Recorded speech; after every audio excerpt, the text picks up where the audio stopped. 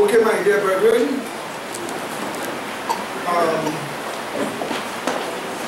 we're supposed to have a very wonderful study today as we present some things that some people may have forgotten and some people may have never heard of before.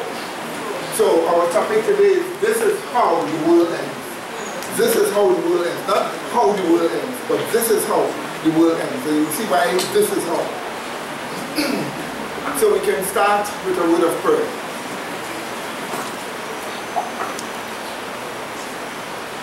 Gracious loving Father, please give us your spiritual mind. Give us your spirit of truth. Bless our intellect with your love through the Holy Spirit. Give us a listening heart. Help us to leave all the cares of this life aside and to gain the special blessing on the seventh day Sabbath. But help us to learn lessons of how late time is, how terrible the destruction coming upon the face of this earth, that we may hear and fear and keep away from that destruction by doing the right thing, by seeking justification, by obedience, and by having all our past sins blotted out. So be with us in a special way and help us to learn, to understand all these. For your glory's sake we pray and thank you. Through Christ our Savior. Amen. The whole brethren in St. Vincent, they are listening on. So we just say a special hello to the brethren, okay? Amen. From St. Vincent, okay? Amen. All right. This is how the world ends. And of course, you want to start one time with our charts. The very first chart. There are plenty of people who do not understand how late time is.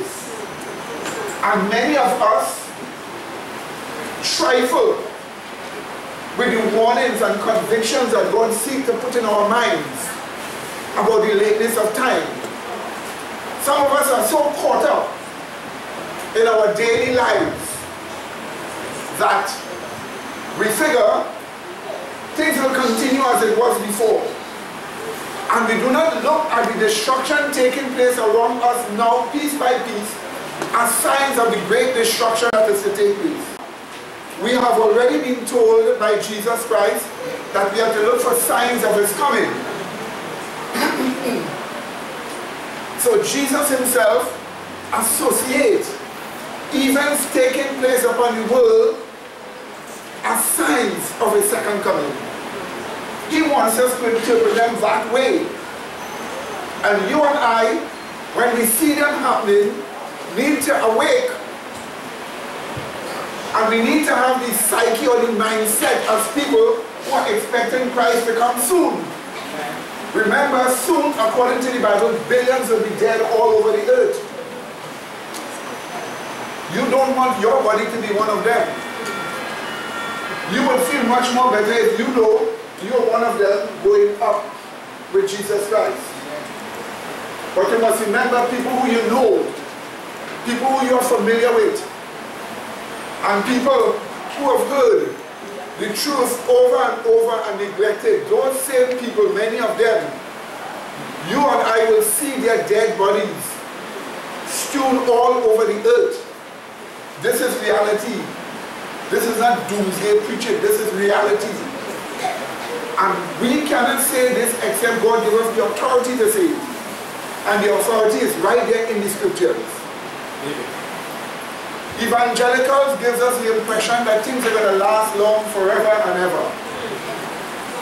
They give us the impression that a rapture is to take place, and then after the rapture, voila, the earth continues with crisis on it, then Christ comes back, and when Christ comes back, the earth continues for 1,000 years with people alive and in peace. The watchtowers have that also. The Illuminati is looking for a new world order that will last forever. all of them think that this earth is going to continue. When they hear the end of the world, they say that's just the end of the people in it.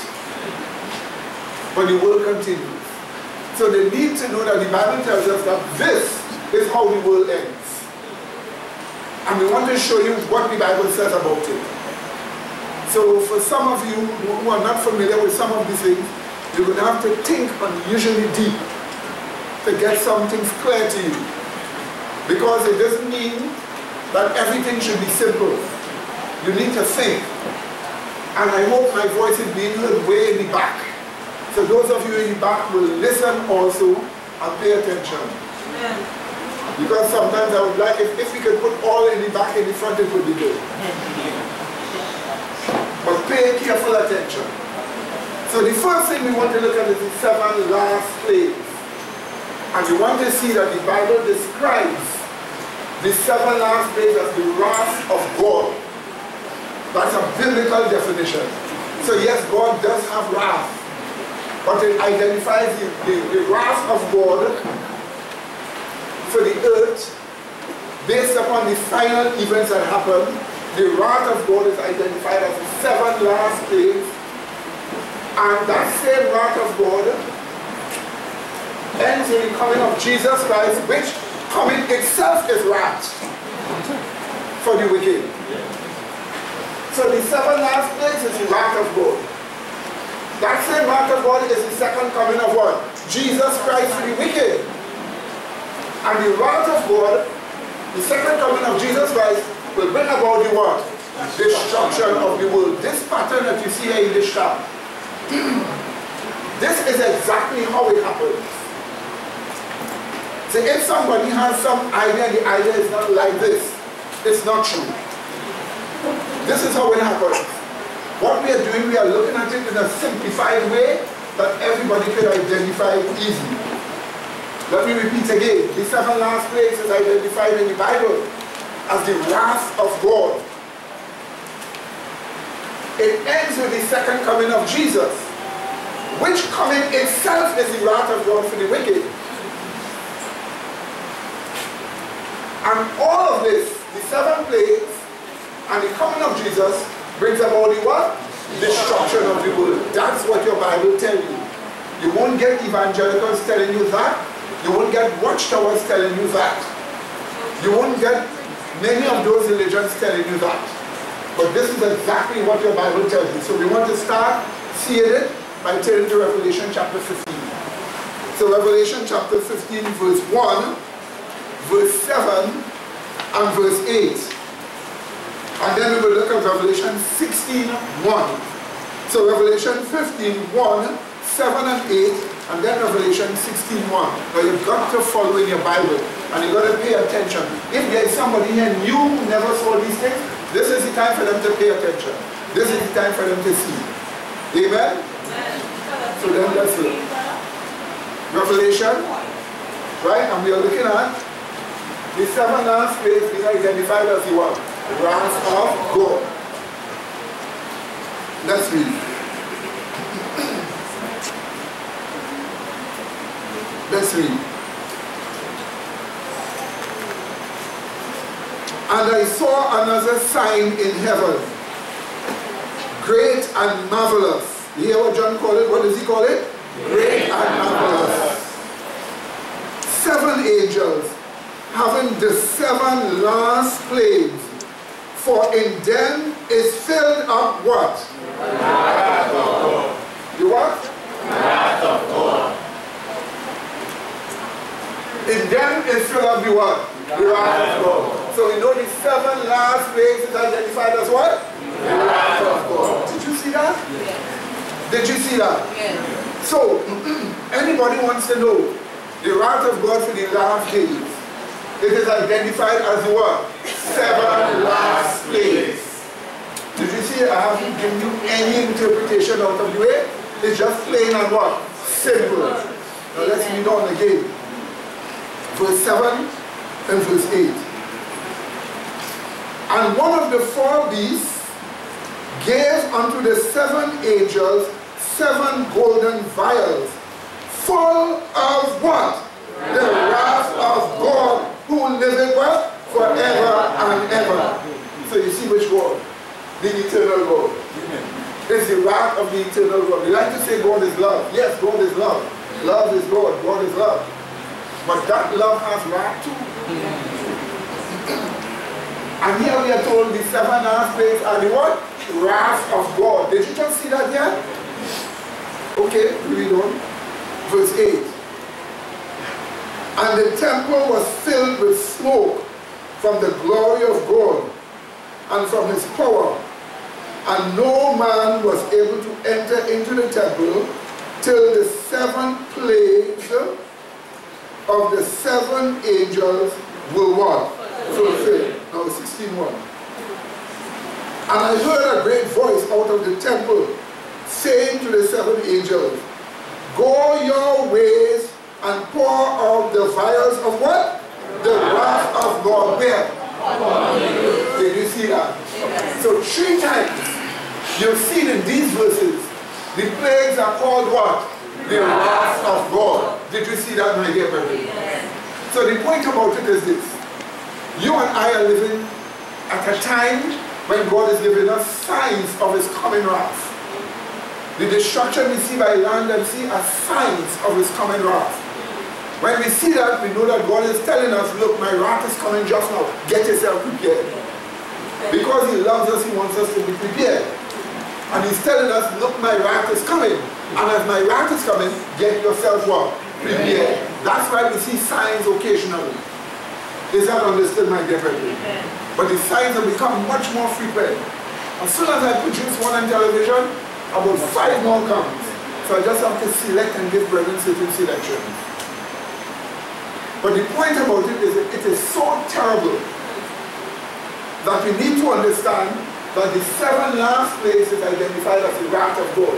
It ends in the second coming of Jesus, which is also identified as wrath for the wicked, but also at the coming of Jesus and at the ending of the plagues, the world is destroyed.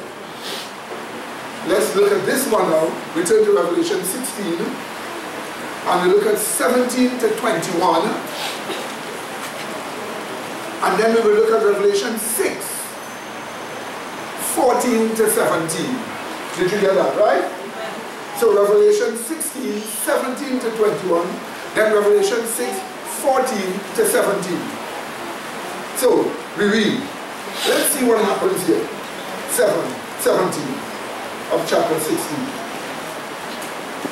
It tells us, and the 7th angel poured out his vial into the air, and there came a great voice out of the temple of heaven from the throne, saying what? Right, so you see here is the 7th angel, so that would mean the other 6 poured out their vials before, right? So now we come to the 7th one. Let's see what happens when the 7th plague falls.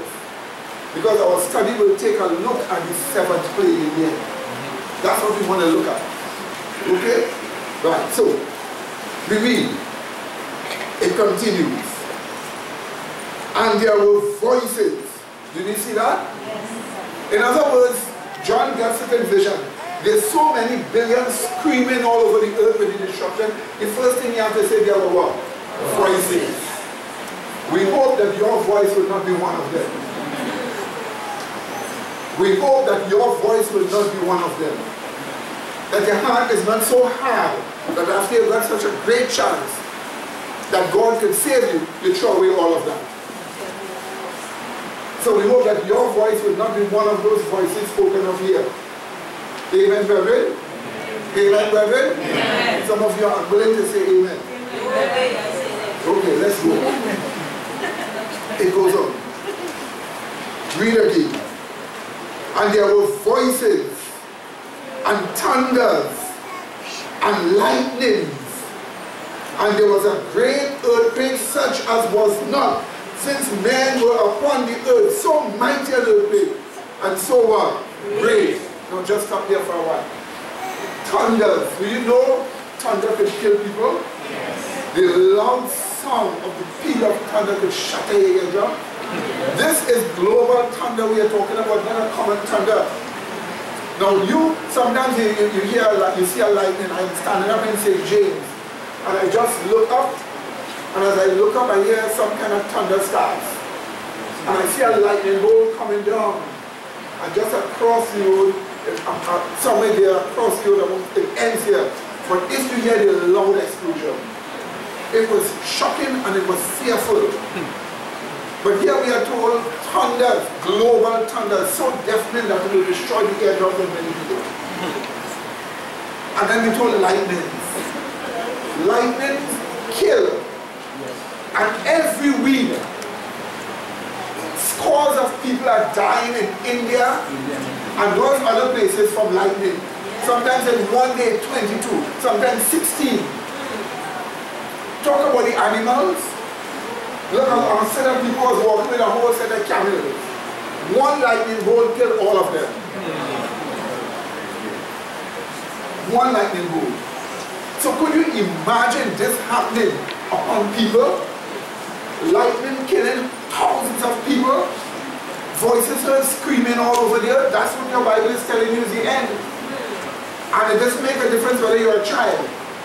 Because while the United Nations like to make people worship children, they don't really worship children. Because there are a lot of corruption that they do to children. But in the Bible, there's no child worship here. Because whether you're a child or not, you're going to have to face it. As a child, if you don't repent and be converted, you will still likewise perish. That's right. That's why children have a chance also. Amen, brethren? Yes, brother. Yeah, brother. Yeah, when the stuff was people that come like this, right? Yes. You say about the God in Dragon. What have to do to the mind that has basically God in Dragon? Well, probably he's killing them. He's killing them all. Because Indra is the one that's supposed to have child over like him. Why is he killing people so much and killing their cattle and so on? Why they don't stop worshiping him? Or probably God is saying that it's not him that is in charge. And it's just a figment of somebody's imagination. Right, so as you look back here again, all right? Notice we are told an earthquake so mighty and earthquake so great. This is a global earthquake. The world ends with a global earthquake. A global earthquake caused whole inhabited islands to disappear. A global earthquake breaks up the surface of this earth. Global earthquake creates global tsunamis. Just like we showed you just that aspect last week on film. I have a next film here with 30 minutes of new footage added to the old. But if we reach that, we can look at it. But you must remember, people, and as Mrs. White says, all their ports and cities will be swept away by water. Once the earth starts to shake, and big cracks appear and water rush, the water like demons rush and destroy civilization apart from the fire. And in South Africa, the Cape there, the Southern Cape, we had an example of how the earth is going to be destroyed. Because on one side, fire destroyed, and on the other side, water destroyed. That just happened last week. If you see wealthy houses burn down, you will stand up here, this whole hill burn down with all the houses, looking over here, and all the houses on the other side burn down. Huge fire, people trapped in it, people died. Because they need to understand that the end of the world is near. Is that understood? Now let's look on again. Read a global earthquake. Read verse 19 now. Watch. And the great city was divided into 3 parts, and the cities of the nations, what? Yeah. And great Babylon came in remembrance before God, to give unto her the cup of the wine of the what? Fierceness of his wrath. There we go again. The wrath of God. That's what the plagues are. The 7th one is the wrath of God too. Could you imagine those powerful military workers who feel they're so cruel and who feel they're so strong and powerful with weapons of mass destruction? They have to bow to the one who has the real weapon of mass destruction. What do you say? And this is what we are being told here. So let's read on. It goes on. And every island fled away, and the mountains were not found. What has caused that? What will cause every island to flee away and mountains not to be found? That earthquake has to be terrible. Could you imagine Barbados is a coral island? Coral is easy to break up. The whole of Barbados sink with its population below the sea. Grenada and St. Vincent are volcanoic islands with volcanoes and tsunamis. The whole of those islands with their population sink below the sea. Hundreds of thousands dead in an instant. Is that what we're going to be seeing here? Look at Trinidad. The only safety is in the northern range. And the northern range, all the other part is easy to break. And the northern range itself is not safety. Because some giant tsunamis will wash over all of that. So what we have here, and I hope I'm not sounding terrible, because my words are joke. True. We are going to have terrible destruction taking place. This is what it means for an island to flee away. The earthquake is so much, it just push the island out of its way. Do you know a sudden jolt causes people to fly in the opposite direction? You're going to have people flying how much? 200 miles in the air and landing on another place? But when they land, they're dead. That's what you're going to have. You're going to have people moving way up in the atmosphere, being tossed as the earth shakes with the giant earthquake. That's what's going to happen. But you see, I didn't make it up. In your Bible, you're told of it before. And God wants us before. And there's no mercy for anyone, not because you're a child or woman or elderly, you will be spared. Man and beast all are like beast then. Calling for destruction. That's why today, when you hear his voice, what did that Bible tells you? That's the reason why. So here you see, these events that we just quoted here, let's just read it here. Verse 21. And there fell upon men a great hail out of heaven, every stone about the weight of a talent, and then blasphemed God because of the plague of the hail, for the plague thereof was exceeding what? Great. Now think about it. A 50 pound, a hail 50 pounds. That's bigger than a grapefruit. That's like a football, 50 pounds and more. And think about that falling like raindrops. How much? So as the earth shaking and you run here, that is falling on you. All the houses, the concrete structures, everything is being broken up. And it paid men so much to blaspheme God because their minds are sealed, gone through already. But look at what your Bible is telling you. No world could survive this kind of destruction. What you are seeing here is the destruction of the world by the wrath of God, which is the what? That's what you're reading here. And that is reality. That is what is going to happen. You could want to reject it as much as you want. You could be rebellious as much as you want. Rebellion wouldn't stop it. It's coming. And it's coming soon. Amen. That's why you're getting signs now. Look at hail falling all over the place. In China, they start to run when the hail fall. And guess what? 26 of them still die. Hail fall from the sky, 26 of them. If you see all the cars destroyed, the house destroyed, like holes. Now the government is investigating one hail that falls because it was big like this. One day investigated. I look at the ground where some of those holes, like you see where some of those hails fall, and you see deep holes, which shows the force of it and the size of it. And it's happening more and more. So when you see us showing that on television, we're showing that to you for you to know that time is late and it is near. And you're seeing foreshadows of coming doom. We're going to show you one of the foreshadows of coming doom here. You will see how terrible it is in the video footage. But it is a foreshadow. Amen, brethren? Amen. And that's why we're warning you. How much more time? All the time we spend showing you what is justification. What is sanctification? How to overcome? How to handle your own self by the grace of God. Because one of the most difficult things people find is to handle their own self. To handle your own temperament. But grace helps you to handle your own temperament when you're sincere. And we can show you how to do it. You see? When you learn to handle your own temperament, you'll have plenty peace. Plenty peace. The Because you will feel the sense of change in you. Amen, brethren? And the psyche always feels relaxed with moral change. What do you think? And that's the reason why you need to follow on when you hear. What do you say, my dear brethren? Is that understood, my dear brethren? Right. So, this kind of destruction that takes place in the world happens because God's wrath falls upon the finally impenitent. Next shot.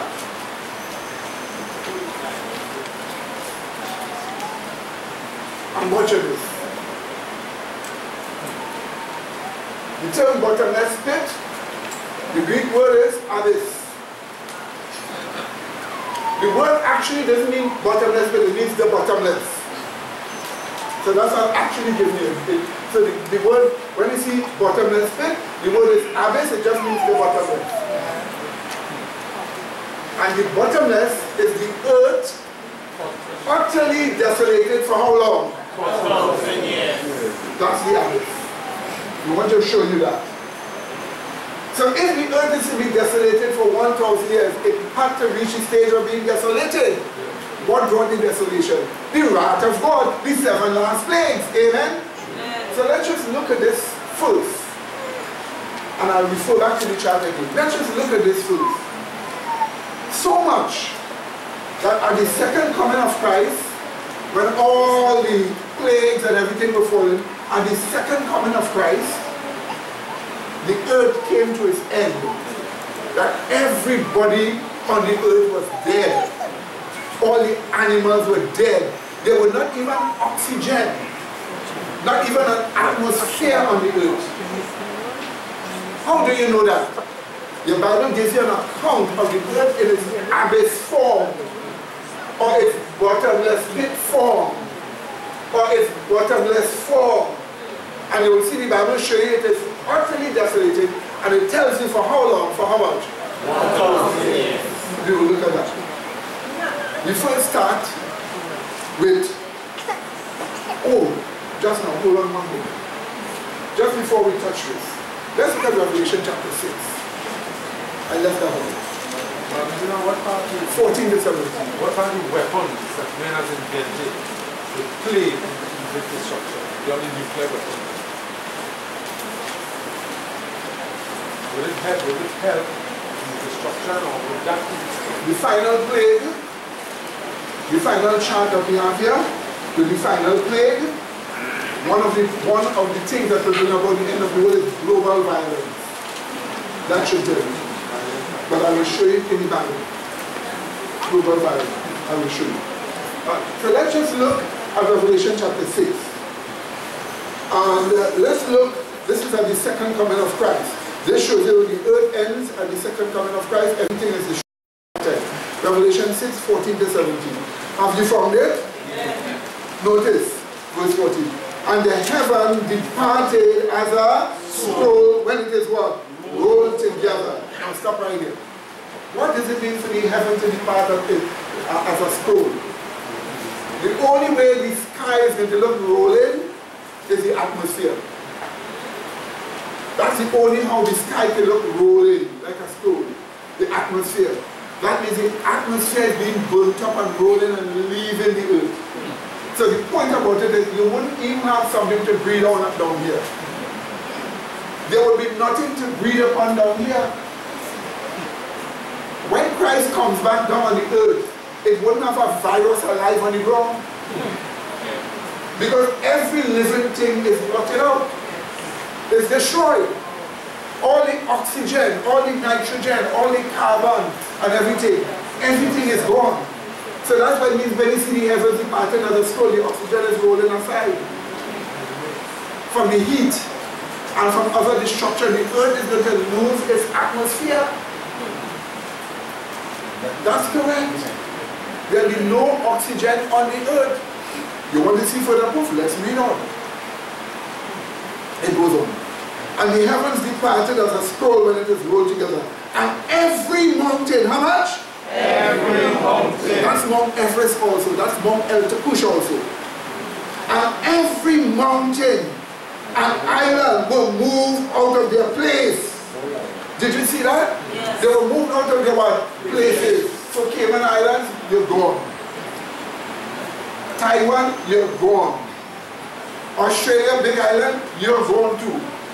That is a global earthquake taking place to cause that to happen. And that's what your Bible is telling you. And with global earthquakes comes global what? Tsunami. Because when you see the earth crack in some of its places under the sea and water start to pour in, no steel structure, no concrete structure can stop the rush of that. And usually in those movies, when we show you they're depicting tidal waves to show the end of the world, they usually give you one tidal wave coming and then it ends. Not so. Tidal waves are what? Constant until it die down. So the destruction is by far worse. And the point about it is, you and I will face that. Do you know one of the great things about the 144,000? They will be on the earth in a safe location where there's everything going on. Part of their experience to face what they're going to face afterwards when they go from planet to planet. Part of their experience is to learn to be in the midst of those terrors and trust in God. Amen. He that trusts in the Lord shall be like Mount Zion. Amen. Did you see that, my dear brethren? So here's what the Bible is telling you. Same thing again. This is chapter 6 we're reading. It goes on. Verse 15. And the kings of the earth, and the great men, and the rich men, the Rothschild family, and the chief captains, the military generals, and the mighty men, and every bondman, and every free man hid themselves in the dens and in the rocks of the mountains, and said to the mountains and the rocks, fall on us, and hide us from the what? This morning they was talking about beauty. What are they, what they don't want to see is what? The face of the Lamb. They're talking about beauty. That is what it is. Hide us from the face. They can't take to see that face. Because Christ looking at you when you're in your persistent sin makes you feel a certain way that you can't get. And this is the reason why you want to make sure you don't have any. What do you see? Just like the gospel is about sin. That's right. Because you don't want Christ to look at you and there's something in you undesirable. Because at that time, these people will be what? Destroyed. It says, hide us from the world. From the face, go ahead, of him that was sitting on the throne, and from the what? Wrath of the Lamb. That's the seven last plague. And then what did it tell us? It says what? Why? For the and the question is what? Who shall be able to stand? That's why you have Revelation chapter 7 afterwards. Because chapter 7 shows us who shall be able to stand. The 144,000 and missing warring elements. They shall be able to stand. What do you see? Nobody else. But you see clearly here, again, the destruction of the earth and the second coming of Christ, whose face they cannot bear. Do you see that, my dear brethren? Do you get that clear? So, now we go to Jeremiah chapter 4, and we look at the meaning of this chart here. Look at how that rain is falling outside. It's like it is angry. Why do you think this is so? All this is to warn us. Do you know one of the things that is going to happen is a global hurricane? Your Bible shows that global hurricane. Think about a wind blowing all over the earth, blowing people away literally. Like they are a little bit happening in Moscow. In Moscow, people are walking ordinary. And as people are walking ordinary, all of a sudden, out of nowhere, a wind comes and kills 11 people in the streets. A wind comes. We got it on footage, and I'll be showing that on television too. All of a sudden, out of nowhere. In the Southern Cape in Africa,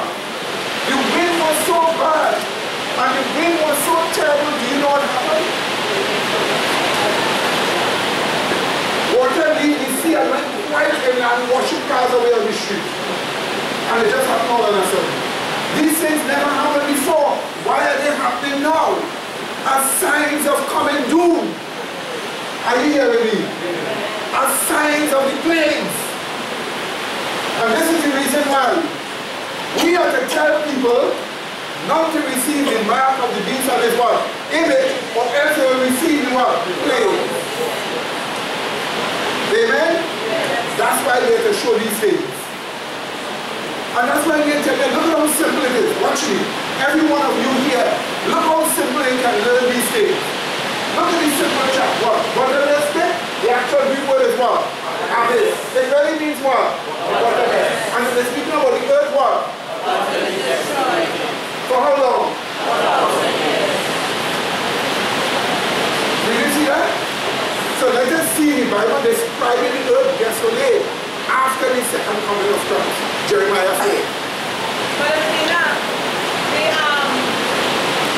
1,000 years, right? Yes. That would be 1,000 years when the saints will be in heaven, right?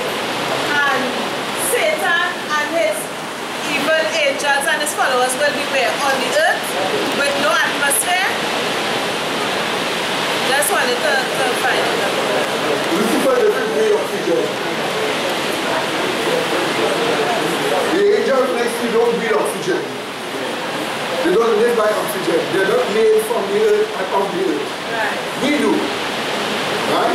But hey, soon you will have a body where you will need it. Okay? Okay. Now I hope you brethren in St. Vincent, you all are listening to me also. And sister in Grenada, pay careful attention. And wherever you all are that are listening, pay careful attention to this. This is serious. Because nobody is immune except they have Christ Jesus. Not pretend to have Christ Jesus, but really have Christ Jesus. And this is the reason why I always make sure my words, when I'm talking to you in private or public, encourage you to be sincere. Encourage you to be honest. Encourage you to really mean business. That's why my words are structured that way. Is that understood? Did you see what's going on? With this tropical wave that it is now? This is small, but it is a warning, it is a sign, because rain used to fall long time, but not like that. Let me tell you something. In Turkey, in 15 minutes,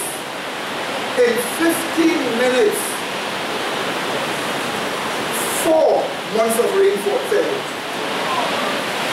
Do you know there's 4 months of rain in 15 minutes? The rain that was supposed to fall within a month, it fell how much? In what? 15 minutes. There was flood everywhere. Everywhere. Look at Tunisia. Tunisia is a desert country. It's a desert country. Yet you have people having to go up in buildings. Because on the street, cars passing us with the flood. That this is supposed to happen in a desert country. Let me show you that too. You see, the point I'm telling you, my dear brethren, all these are signs to you and I of the lateness of time and that something terrible is taking place. What do you say? And that's why we always say, today when you what? Hearing his voice, and not your heart. No matter how beautiful you think you are, how ugly you think you are, how much you can fight karate with water, you're going to get washed away too. What do you say? Is that understood? Nobody's immune. So now, let's look at an example of the earth desolate. And then we will look at a scripture that tells us it is 1,000 years. So let's look at an example of the earth desolate. You will see Christ came already, and the result of his coming destroy everything. Jeremiah 4. 23 to 28. 23 to 28. And please follow in your Bible. We read, I beheld the earth, and lo, it was without form and void. Did you see that? Does that carry you way back to when the earth was not created? Exactly. So it gives the impression to some people that we are looking at the earth just when God now started creating. Oh no, not so. Let's read on, let's prove. We read again. It says, I beheld the earth, and lo, it was without form and void, meaning empty. And the heavens, they had what? No light. Do you know what it means for the heaven to have no light on the earth? It means the atmosphere is what? Gone. Because it is the atmosphere that causes light to spread in the sky when the sun shines. That's the reason why when you go on the moon, the sun is there but it's dark still. Because there's what? No atmosphere. You go on Mars and you see the whole sky pink or red. But when you go on a planet and you have no atmosphere, the sun is there but it's dark still. Because there is no atmosphere for the light to reflect out of and make it shine. In our case, nitrogen is blue. So you get the blue color in the sky from the nitrogen when the sun shines. So the point about it is this: the heavens are black. Why do you think the heavens are black? Because all the atmosphere is gone. Let's read on. Let's look. Continue. It tells us this. Verse 24. I beheld, and verse 23 again. I beheld the earth, and lo, it was without form and void, and the heavens they had no light. I beheld the mountains, and lo, they trembled, and all the hills moved what? Lightning. What is moving lightning? Settling down, aftershocks. It means something big took place, some big destruction. So now that passed, everything's settling down. Tremors. Let's read. It says this, verse 25. I beheld, and lo, there was no man, and all the birds of the heavens were fled. I beheld, and lo, the fruitful place was a what? Wilderness. And how much? All the cities thereof were what? Broken down. And what? The presence of Yahweh, and by his what? Yes, and did we see that? By the presence of Yahweh. So Yahweh actually came, and the Christ is Yahweh. Yahshua, Yahweh Savior. That's Jesus Christ. Amen. So he actually came, and he actually was there on the earth. And his presence destroyed everything. So this you're seeing is after he left the earth and went back with all these things to heaven. So you're actually looking at the earth how it is. It reads again. 26. I beheld, and lo, the fruitful place was a wilderness, and all the cities thereof were broken down at the presence of Yahweh and by his fierce anger. For thus hath Yahweh said, the whole land shall be what? Desolate. Yet will I not make a what? Why? Because it's still here. The earth doesn't break up into pieces like the pieces of rocks going around the asteroid belt here. That asteroid belt was once a planet. And during the flood, when the earth was heavy with water and there was shiftings on the earth, the planet got too close to the gravitational field of Jupiter and it blew up in pieces and became known as the asteroid belt. Some of the moons around Saturn came too close, blew up to pieces and became known as the what? The Saturn's ring. Also Jupiter has rings too. It's just that it's too small that you cannot see it. Uranus has rings too. It's just too small that you cannot see it. So those are small moons that will shatter as the whole thing shake and shake. So what we're being told here is the earth still survives. It is still there. It doesn't cease to exist. It doesn't dissolve into nothing. So he destroys the earth, but he still leaves the earth there. On that earth is all those dead bodies. Other scripture will show you. All those dead bodies will be there on that earth. All those dead bodies will be there on that earth rotted. We hope it won't be yours. You didn't hear me? We hope it won't be yours. Let's read. For this shall the earth mourn, and the heavens above be what? Black. Because I have what? Spoken it, I have what? Purposed it, and what? Will not repent, and what? Neither will turn back from it. This is decree. It's going to happen. Whether you like it or not, it's going to happen. And it will not change. Did you hear me? It will not change. It will happen, and it will continue to happen. It will not change. This is what we are being told here by God. So the utter destruction upon the earth lasts for 1,000 years, Revelation 21.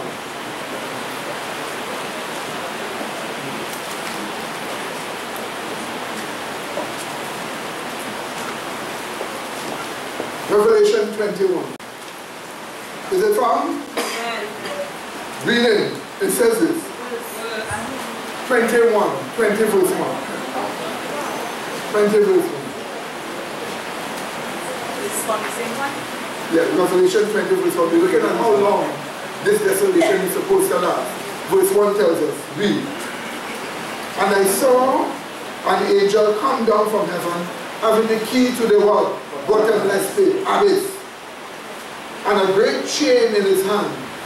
And he laid hold of the dragon, the old serpent, which is the devil and Satan, and bound him how long? 1,000 years. So for 1,000 years, Lucifer is bound on this earth. While he is lost and there is no chance for him, yet God is going to give him 1,000 years alone by himself, without being able to tempt anyone to reflect on his thousands of years of evil. And this shows you that God always wants a person to reflect on the wrong that you have done. Whoever you are, wherever you are, criminal or no criminal, you're supposed to reflect on your wrongs. Amen? That's what God wants. You're supposed to. That's why you need to have reflection time. If you don't have reflection time, you would not see the extent of your ways and therefore be able to thoroughly repent. This my dear. But I mean, you can go in a little more explanation about the bounding, please. Yes, yes. Let me just refer to it, right? But that is not the subject of this. Yes, yes. I just want a little more clarity on the bounding on that. The angel of the bottomless, the angel here that grabs Lucifer to lock him up in the bottomless pit, or in the bottomless, or in an utterly is Christ. He uses a chain of circumstances, chain in his arm, to bound Lucifer. Chain of circumstances. Wicked are taken to heaven, the righteous are taken to heaven, sorry. The wicked are totally destroyed, the infrastructure of the earth is broken down, there's nobody to tempt. So and then Lucifer is poured off on this earth with his angels. So a chain of circumstances binds Lucifer to this earth in its desolated form. And they cannot harass holy angels because holy angels themselves are not even coming down to deal with us to bring salvation because all the righteous are going to heaven already. So he's bound with a chain of circumstances. Okay? For 1,000 years. So it would mean the earth will be desolated for how long? 1,000 years. And to show you again the issue of this desolation, remember you read Jeremiah 4 verse 23. Thus shall the earth be what? Desolate, and the heavens above me black. Now look at Psalms 46:8. But let me go to Psalm. What is meant by the seal upon it? It's like a seal upon it. What is the seal? The seal upon it that should deceive the nations no more. It means to say that he is settled one way. You seal him one way. You put what you call a ban upon him one way. In other words, he can't go and harass angels in heaven. He can't go anywhere. You have to stay right here on this earth. So he's sealed right here on this earth. You know, settled here on this earth. What we call quarantine. Right over. Quarantine on this earth. Okay? Now Psalms 46:8. Quickly watch it. Psalms 46:8. You see, so what we're telling you is not something new. Look, David way back. 1,000 years before Christ, David knew this. So we are just learning what they knew, right? Let's look at it. Psalms 46 and verse 8. Here is what God showed. Now, The verses before shows the global earthquake, with the earth heaving and swelling. That's what the verses before show. Okay? So now, let's see what it reached to now. Verse 8. Here's what we're told. Come, behold what? The works of Yahweh. What? Desolations they are made where? In the earth. That's right. From the big earthquake and the second coming. So we know the earth is desolated and for 1,000 years. Is that understood, my dear brethren? Now, let me just give you a couple of quotations here from the Spirit of Prophecy. Great controversy. Here is what Mrs. White tells us, page 658. That the expression bottomless pit represents the earth in a state of confusion and darkness is evident. So she herself tells us that, okay? Here is how Mrs. White tells us the earth looks after the second coming of Christ. Page 657, great controversy. The whole earth appears like a desolate wilderness. Did you hear what she said? Yes. The whole earth appears like a what? Desolate wilderness. The ruins of cities and villages destroyed by the earthquake. You hear what she said? The what? Earthquake, that is the global what? Earthquake, uprooted trees, ragged rocks thrown out by the sea, or torn out of the earth itself are scattered over its surface, while vast caverns mark the spot where the mountains have been rent from their foundation. That's just one little account she gives us. But here it clearly shows us how the earth looks when it is what? Desolated. But remember we saw it in the Bible, did we not? Yes. Right? So we see the comparison here clearly. Right, my dear brethren? Yes. Right, so, next chart.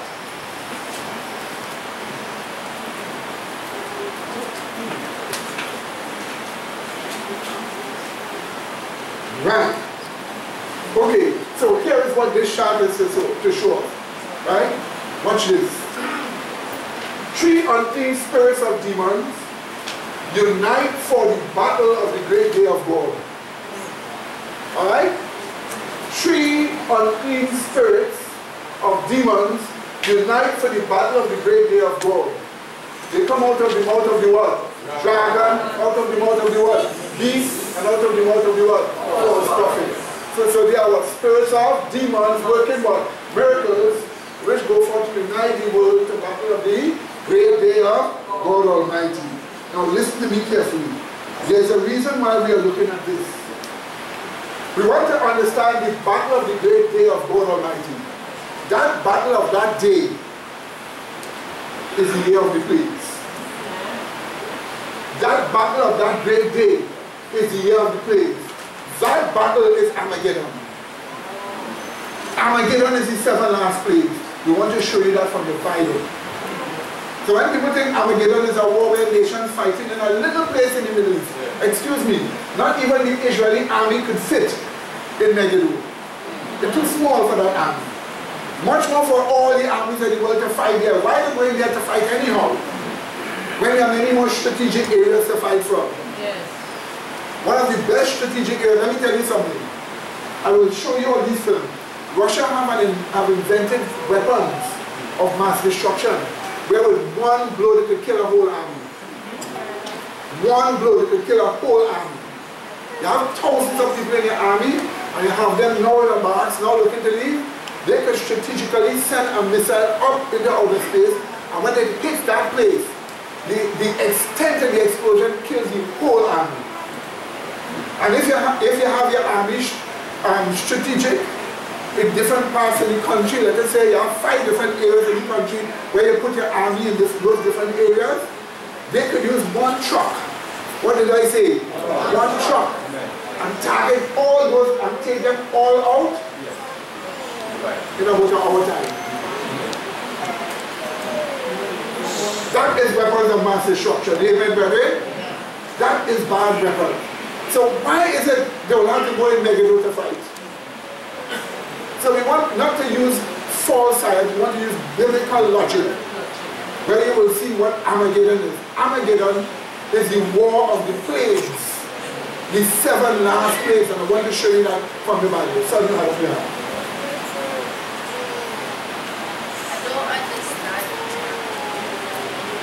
Alright. You don't understand the chart, right? So now, as you follow closely the Bible, you will break it up. You have a Bible there, right? Okay, so turn to Revelation 16. Let's read verse 13 and verse 14.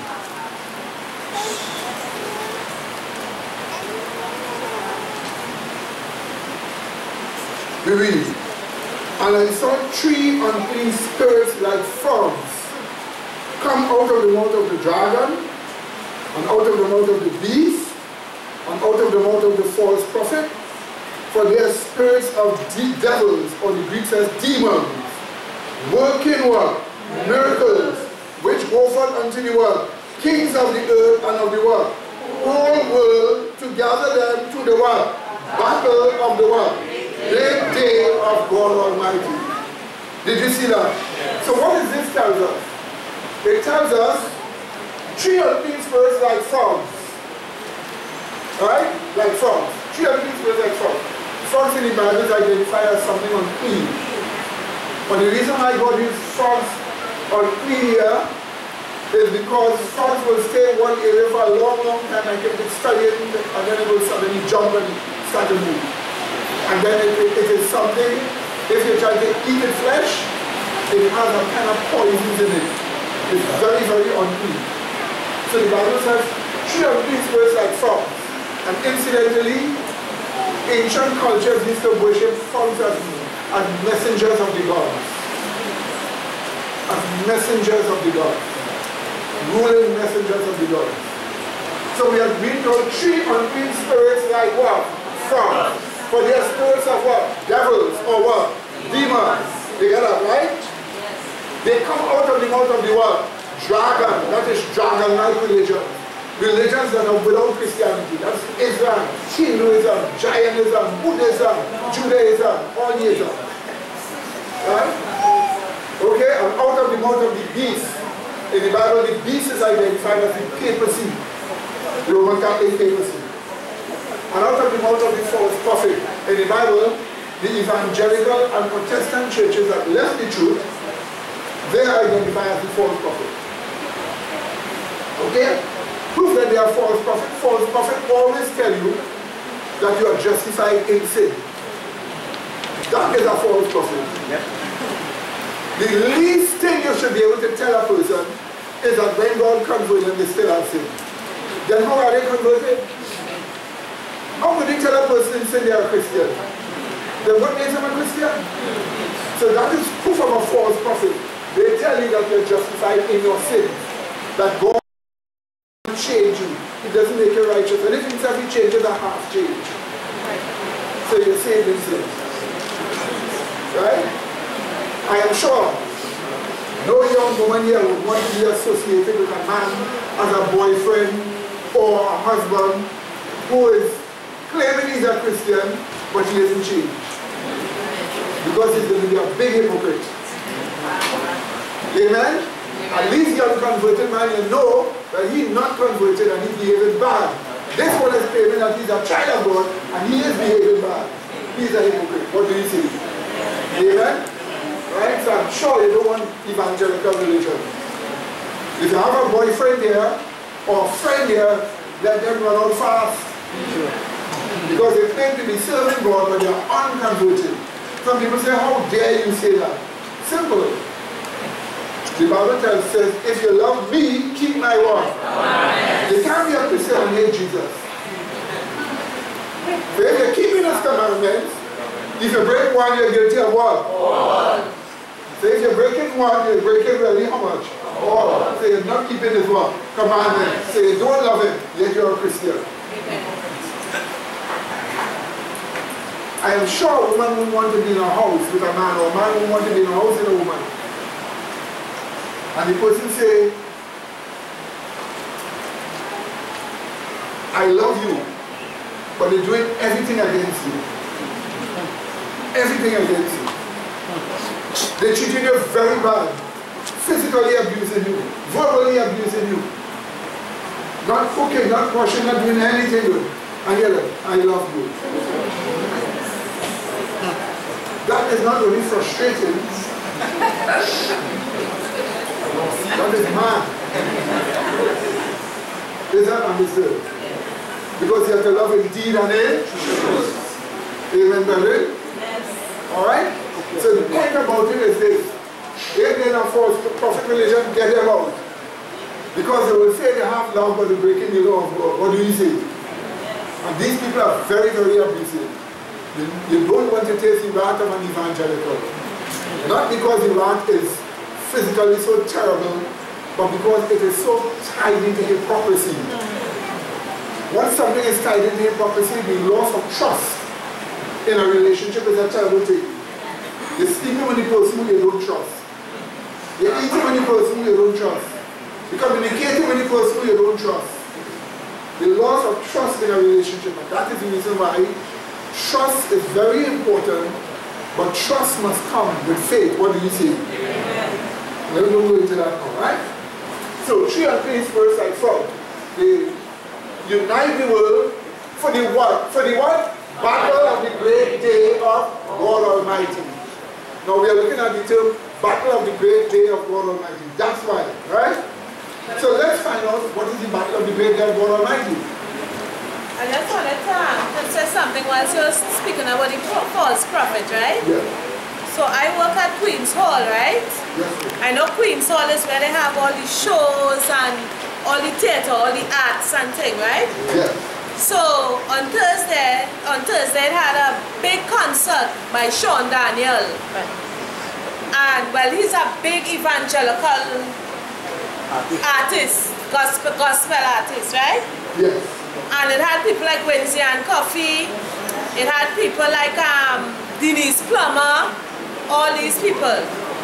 Now the cast alone for that show was 150 people, because they had a pan side, a big pan side. They had one part was dancing. They had steps. The steps is a type of dancing, right? So I watching the whole production of this thing, right? And during the break time of the show was 3 hours. Yeah.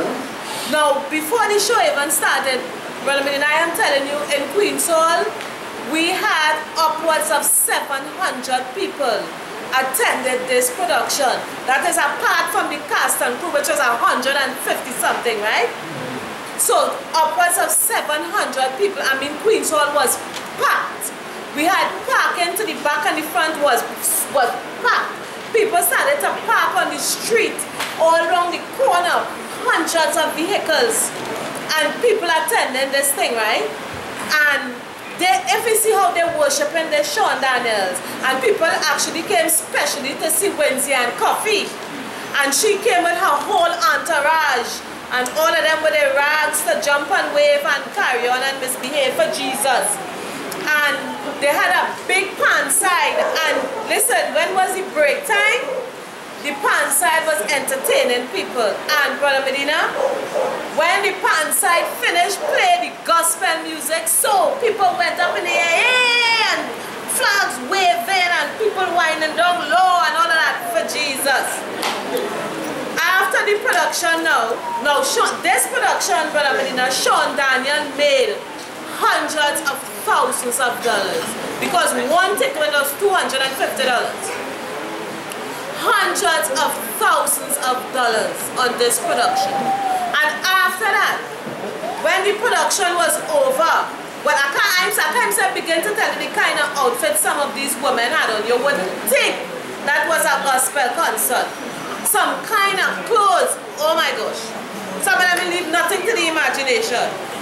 And after the concert now, people were coming out and they hyped, you know, because the pan and the dance and the loud music and it was, to me, it was total chaos and confusion in my ears. And people came out after and they were like, I'm saved and sanctified and washed in the blood of Jesus. And are you saved and are you sanctified? And did you hear that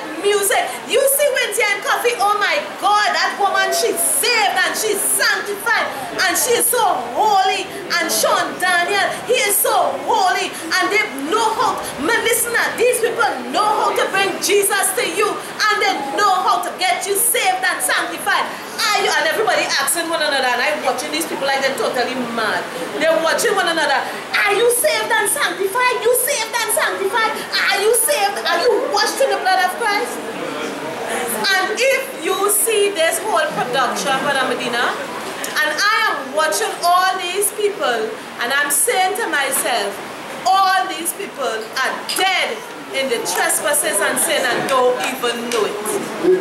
They, in their mind, they are saved and they are washed and they are sanctified and washed in the blood of Jesus. And the aim of the whole concert was to make them think that they are saved in their sin. In their sin. That was the point of it. That was the point of the whole concert. And that is the false prophet. Amen, brother? Amen. But remember, these three unclean spirits are uniting the world to fight against God. Yes. In the year of the plague. The battle of the great day of God, what? Almighty. That's what we want to look at. The battle of the great day of God, what? Almighty. Yes, my dear sister. Another false prophet is the minister that used to minister to me in New York when I was in the evangelical church. Yesterday I was on Facebook and I saw his dad passed away last year, and I saw he wrote a letter, "Dear Dad, in heaven, I just wanted to say Happy Father's Day to you." Well, this is actually the first year that his dad had died. Mommy is missing you. No, I'm talking about a minister, the minister that used to minister to me when I was little. Mommy is missing you very much, and so is my brother. And I know that you are looking down from above at us and the congregation. On Father's Day, we'll be keeping a special service in tribute to you up in heaven, and we know you are celebrating with the angels. The Bible says the dead praise not the Lord. And he is dead. I wonder what is he celebrated up there. Better than write the letter and say, God, if you're up there, try and find a way to praise God.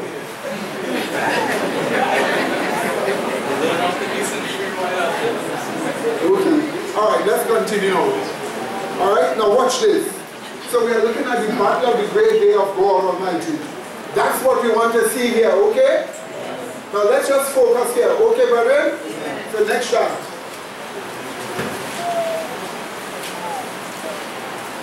Right, so this is what we're going to be looking at here. Watch. This is what you will see in these scriptures. The battle of Armageddon. Right? The battle of Armageddon is the battle of the great day of God Almighty. The battle of Armageddon is called the day of the Lord, or year, because a day symbolizes a year in prophecy. It is called the day or year of battle and war. It is also called the what? Time of trouble. And it is the what? The year of the 7 plagues. This is what we are going to be looking at. Quickly, in some scriptures here.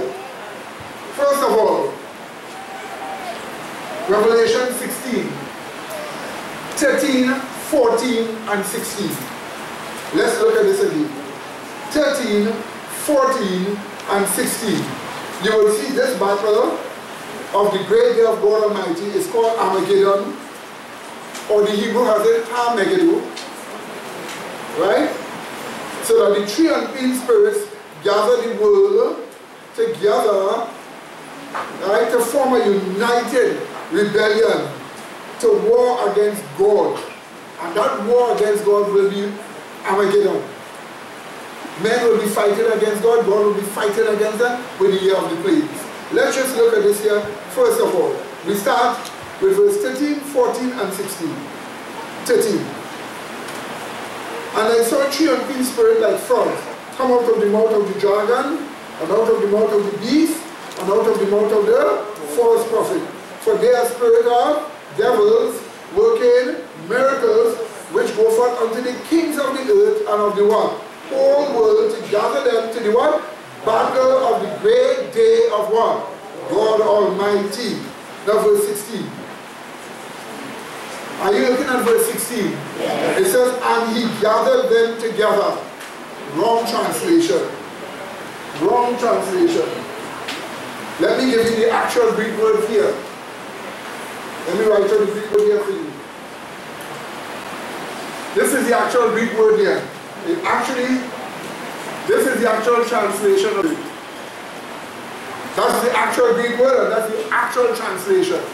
So, when you read here, it says here, and he gathered them together. Right? Unigagen. It is, they together read. That's the actual translation. Right? So the they here is the three unclean spirits. Right? Together led the world. Let's read. It says,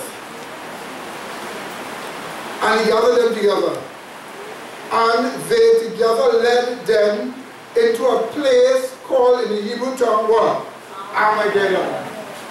So the three unclean spirits lead the world into a place called what? Armageddon. Now some people say, well, it is a place called Megiddo.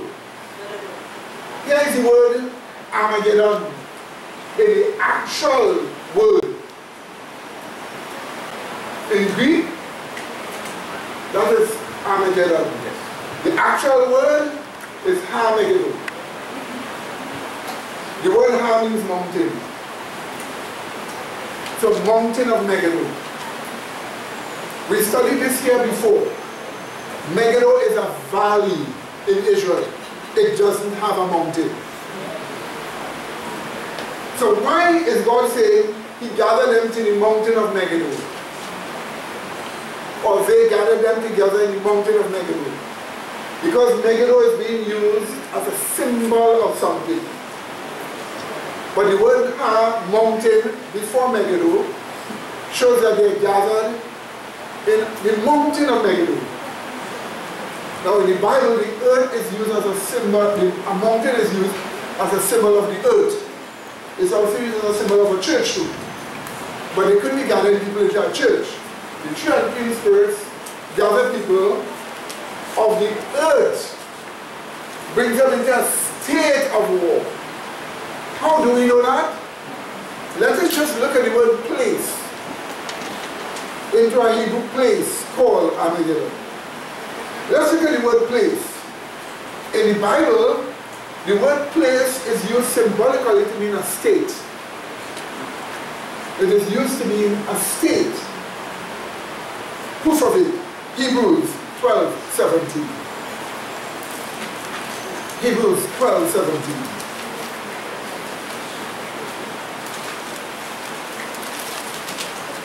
Hebrews 12:17.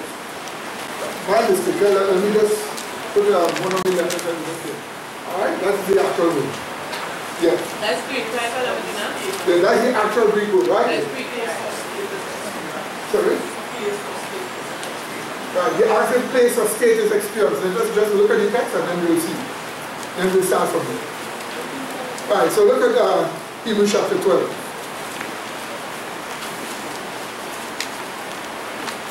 Is it found? Verse 17. We read. For you know how that afterwards, when he would have inherited the blessing, he was what? Rejected. For he found no what? Place of repentance, though he sought it carefully what? With tears. It is speaking about Esau. He didn't find a place of repentance. It didn't mean a literal place. It means a state of what? Repentance. So it gives it the experience. In other words, a state of repentance could not be found by Esau here, we are being told. Let's read the verse again.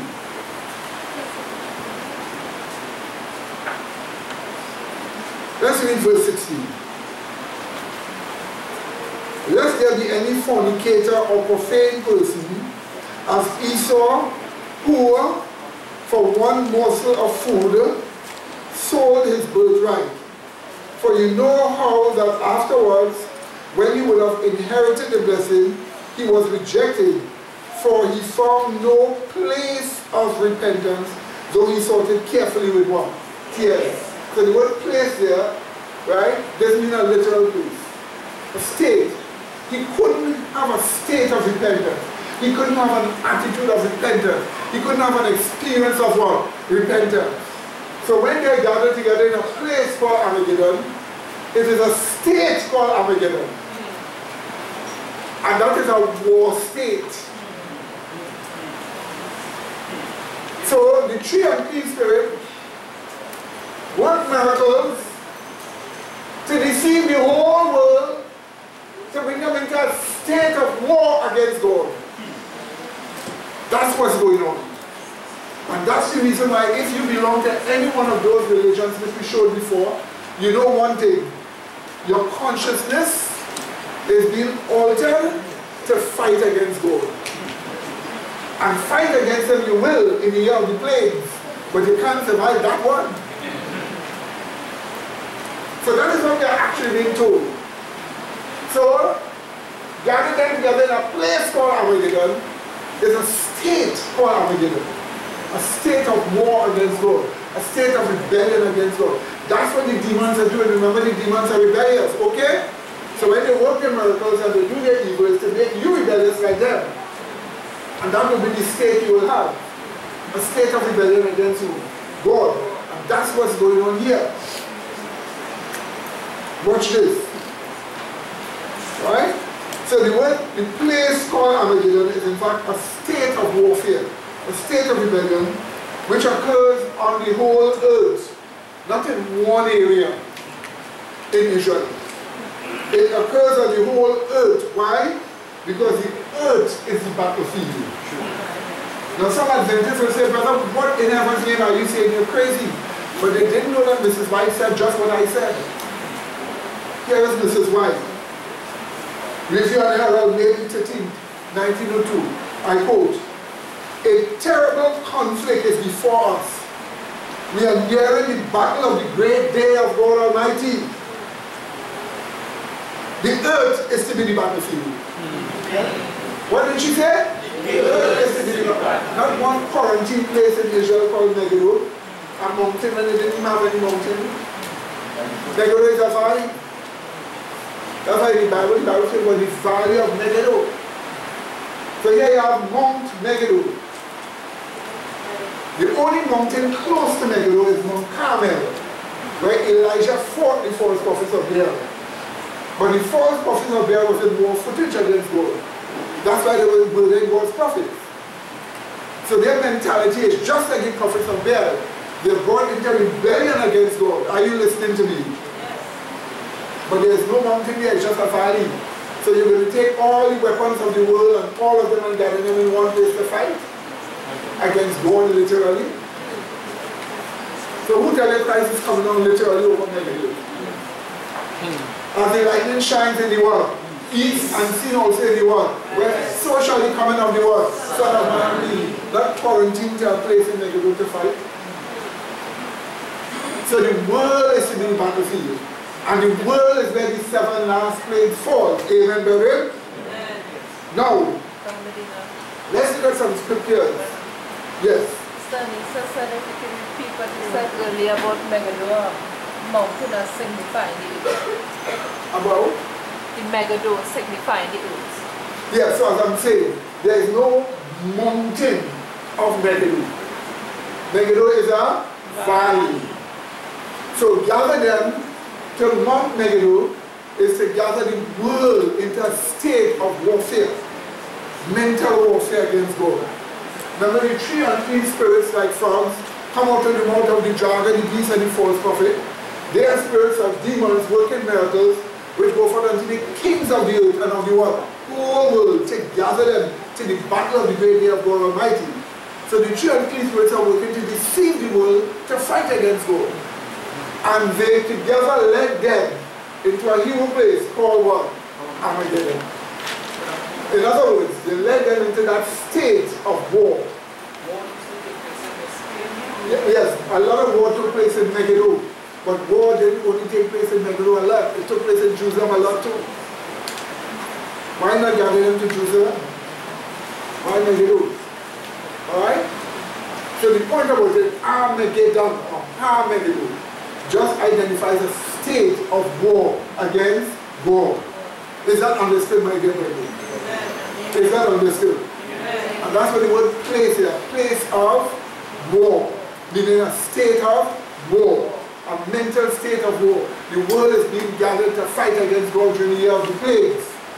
And this is the reason why people are in rebellion now. In rebellion now. I have video footage of the ISIS going to a Roman Catholic church to take the priests, take the parishioners there hostage, take them away. And if you see rampage in the church, they're pulling on their statues, pulling on you, they just break it and stamping up with the foot. And they just start to set fire and burn. A lot of footage of these things these days clearly showing you that the world is preparing to fight against God. Is that understood? I have pictures with Bernie Sanders. I will show you this sometime. He's the one who went up as a Democratic candidate for presidency. And President Trump chose a man who is a Christian to work, to do some kind of budget work. Although the US Constitution states that no religious test shall be given to a person for them to get an office, Bernie Sanders quote the man right as you say, Muslims have not accepted Jesus, so they are lost. Are you willing to say that? How about Jews? Are Jews condemned because they have not accepted Christ? And the man identifying he's a Christian, he writes out as a Christian, writes his Christianity. Bernie Sanders didn't want to hear that. He threw the paper down and he said, this person can do nothing for this country. You won't be a good person for the position. The Bernie Sanders, everybody was saying was so nice, suddenly shot down the man, turned hateful, he's a communist, a Jewish communist, and denied the man the office based upon his faith. Would you believe that? He should be sued for breaking the Constitution. But I'm trying to show you all the world is preparing to war against God. Yes, Michael. Sister Lisa wanted to know why Megiddo wasn't historically associated with war. She said she just asked it. Yes, as the brother asked, yes, a lot of war did take place there. But wars took place in Jerusalem and all of these things too. The real point about this is the mountain that the valley Megiddo leads to was Mount Carmel. Now it is not a mountain in Megiddo, but it's the mountain that Megiddo leads to, the valley leads to. That mountain is where the fight took place between Elijah and the prophets of Baal. So it shows a conflict between God's people and the Satan's people. That is what took place there. But in this case, the people's state of mind, the prophets of Baal was in a state of war against Yahweh. That's why they were murdering Yahweh's prophets until Elijah faced them. Right? So the issue is not so much physical war, but the issue is a mental state of war against whom? God. A state of war. That's what these three unclean spirits prepare people for. And that's the point. Alright? Now, let us just look at how Armageddon is the day of God. Let's look at how it is the day of God. Notice what you just read in Revelation chapter 16. Read it again.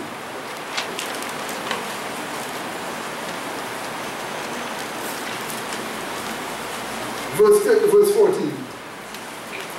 For they are spirit of what? Devils doing what? Working miracles which go where? For unto the kings of the earth and of the what? Whole world to gather them to the what? Battle of what? The great day of God Almighty. Notice, battle of the great day of God Almighty, right?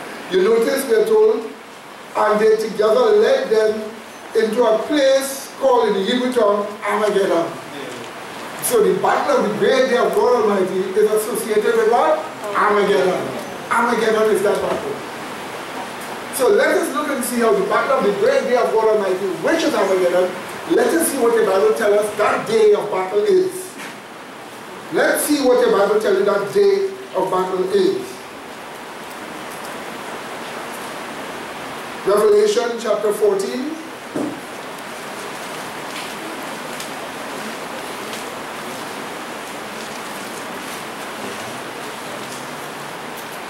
Okay. And we read 10 from that verse 9 to 11. First of all. And the third angel followed them with a loud voice, saying, if any man worship the who? Beast and his image, and receive a mark where? In his forehead or where? In his hand, the same shall drink of the what? Wine of the what? Wrath of God. Did you see that? The plagues, which is poured out without mixture into the cup of what? His indignation, and he shall be tormented with fire and brimstone in the presence of the holy angel and in the presence of the Lamb. And the smoke of their torment ascended up forever and ever, and they have no rest day or night, who worship the beast and his image, and whosoever receives it one, the mark of his name. So we see in this body of scriptures here that this plagues that fall upon people is the wrath of God that fall upon those who worship the beast and his image. Did you see that? Did you see that? Yeah. Now, match that with 18, 4 and 8. 18, 4 and 8. Watch what you see. Match it. Let's relate it now. Sorry. To Revelation 18, 4 and 8. Let's relate it to now. Verse 4. And I heard another voice from heaven saying, come out of her, my people, that you be not partakers of her sins, and you receive not of her plagues. So this angel is warning people to come out of Babylon, that you will receive her what? Plagues. So the plagues fall upon the worshippers that are related to Babylon. Now, go to verse 8. Therefore shall her plagues come in one day. Death and sorrow and what? Famine, and she shall be what? Utterly burned with fire, for strong is Yahweh God that what? Wait a minute. Plagues will come in one day. 7 last plagues. Plagues will come in one day. A plague can come in a day. It takes a while. A day in Bible prophecy. And I will show you where the Bible says the day is a year. I will show you that in a short while. But notice the plagues will come in one day. The worshippers of the beast. Amen? The plagues fall upon those who worship the beast and his image. Right? The plagues come in one day, which equals a year in Bible prophecy, as you will see. Okay? Notice again, So the day of God is when the plagues fall. Let's look and see the day of God is when the plagues fall, because that day is a year. Isaiah 34. 1 to 5 and then verse 8.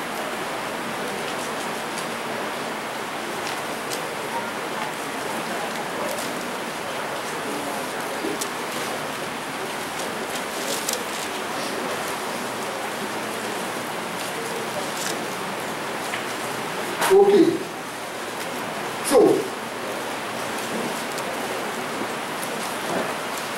Isaiah 34, is it from?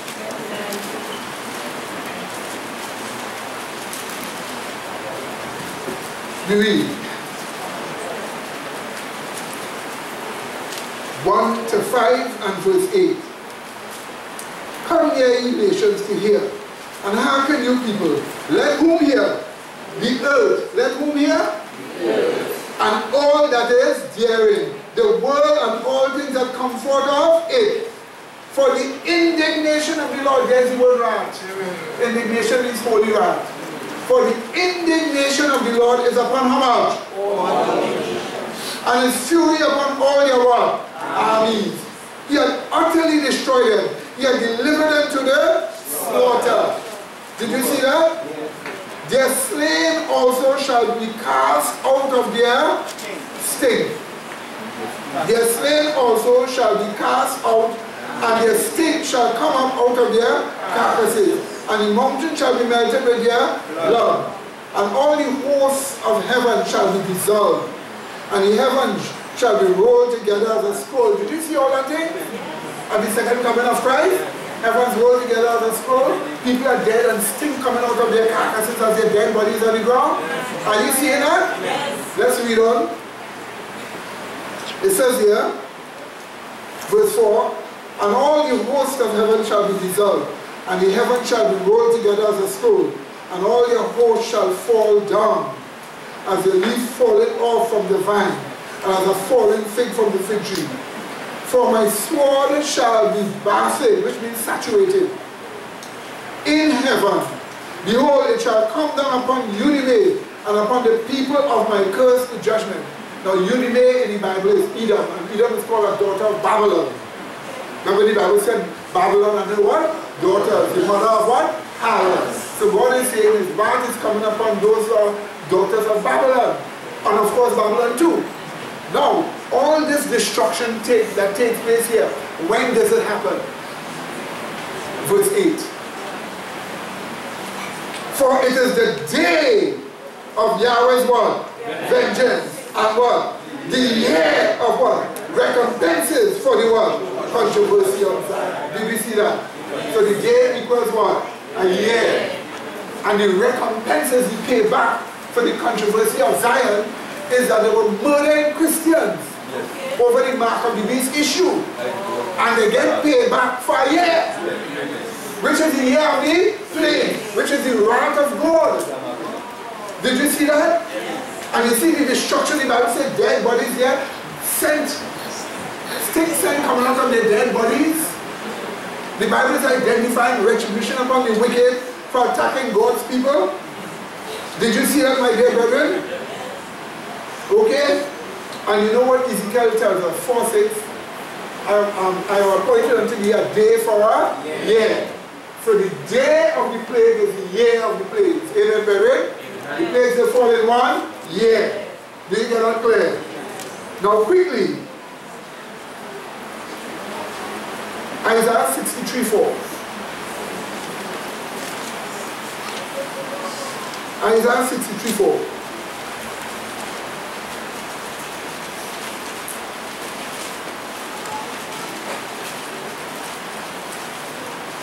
There's the day for here again with regards to the wrath of God on the wicked. What does it say? 63:4. For the day of what? Vengeance is in my heart, and the what? Year of my redeem is come. That's right. Did you see that? Yes. So the day of God's wrath is the year of the plague.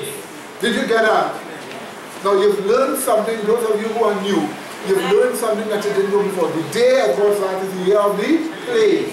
That's the Armageddon. Proof again that it is the Armageddon.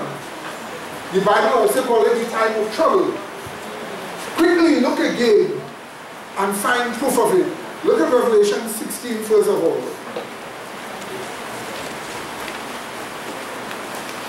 Look at verse 17.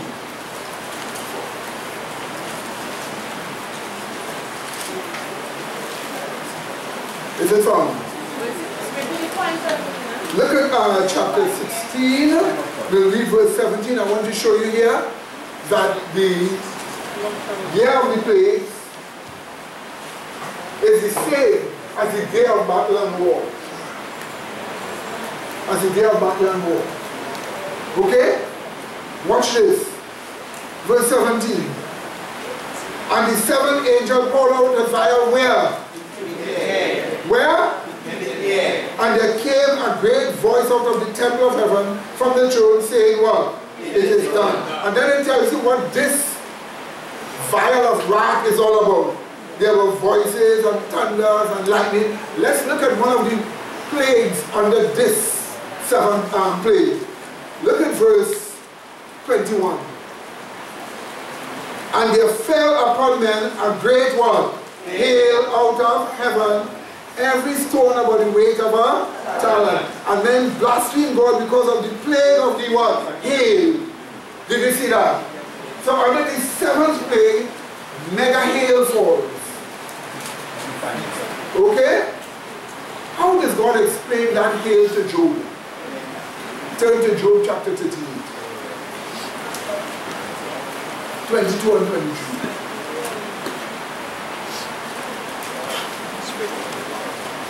Job chapter 38. 22 and 23. And when you're looking at that, you will see this clearly shows us that the day of battle and war is none other than the 7 last plagues.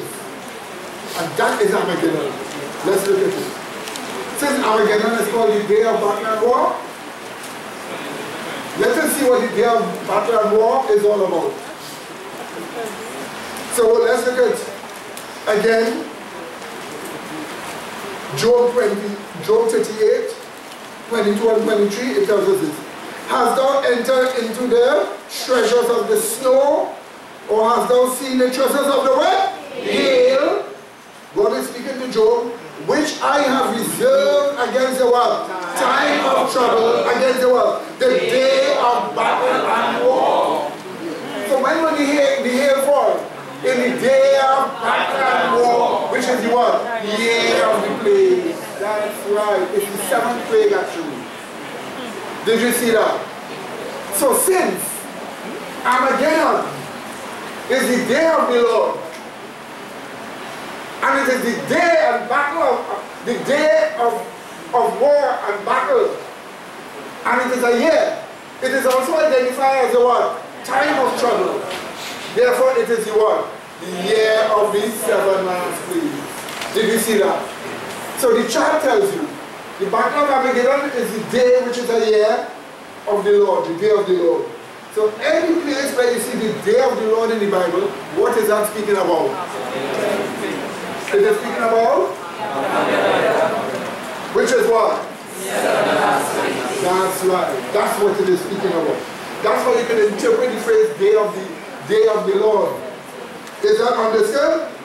Is that understood? Amen. Let me give you one example of interpreting the word day of the Lord. Joel 2. 1, 2, and 11. Joel 2, 1, 2, and 11. Let's just look at one example here. Joel 2, 1, 2, and 11.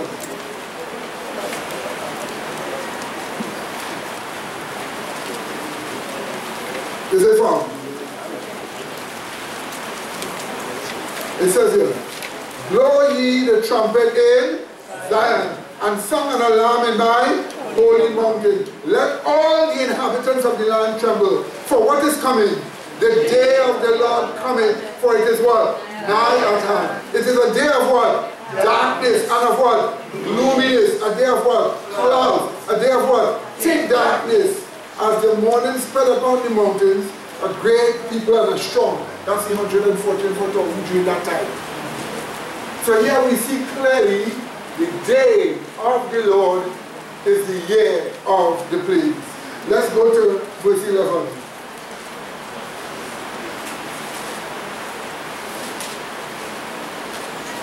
And the Lord shall utter his voice before his army, for his camp is very great, for he is strong and executed his word. For the day of the Lord is great and what? Very terrible. And the question is asked what? Did you see that in Revelation chapter 6? Who shall abide by it? Amen? So clearly showing the day of the Lord is the same as the year of the plagues. Did you get that clear, my dear brethren? Now quickly, let's turn to the next chart. Quickly, yes. In Psalm chapter 27 and verse 5, that therefore he destroyed the 144,000. What does it say? It says, for in the time of trouble he shall hide me in his pavilion, in the secret of his tabernacle shall he hide me, he shall set me up upon a rock. That's the same as Psalm 46. You're correct, 100%. Now, quickly now. Watch this chart here. 7 last plagues. Turn to Revelation 16. Now I'm not going to go in detail in each. Alright? But we're just looking at the war, or the last wrath of God on Armageddon. Right? Let's see if we can take a look at it here now. Okay? If you observe, what you chart first. 7 last plague. First plague is an evil ulcer on people. Second plague, red tide in the sea. Third plague, red tide in the rivers and lakes. Fourth plague, sun scorched with fire. Fifth plague, global dense darkness. Sixth plague, mass defection from religion. Of course, of the beast and the devil. Seventh plague, thunders, lightning, global earthquake, mega hail. And all that is the last wrath of God, or what? Armageddon. When you read these verses here, that's what these verses show you. Amen, brethren? Amen. That's what these verses show you. Quickly, let's look at these verses. Isaiah 6. Sorry, Revelation 16. Revelation 16. Verse 2. And the first man that poured out his vial upon the earth, and there fall a noisome and grievous sore upon men which had the mark of the beast, and upon them which worship his image. Did you see that? A terrible sore, an ulcer. Could you imagine millions of people walking around the earth and their body is smelling very bad? Sores on the skin rotting, ulcers with pus. All those who feel they were so beautiful and all those who feel they were so great, now they're like sick people because they worship the beast and his image. That's the first plague. And it is called plague because it will be widespread, generally widespread.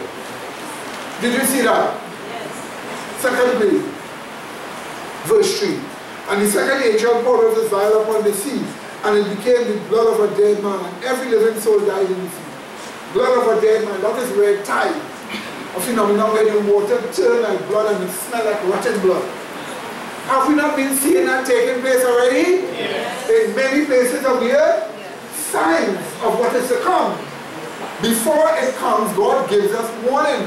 We have seen that obviously in Australia. We have seen that obviously in Moscow, France, Hong Kong, Brazil, many different places.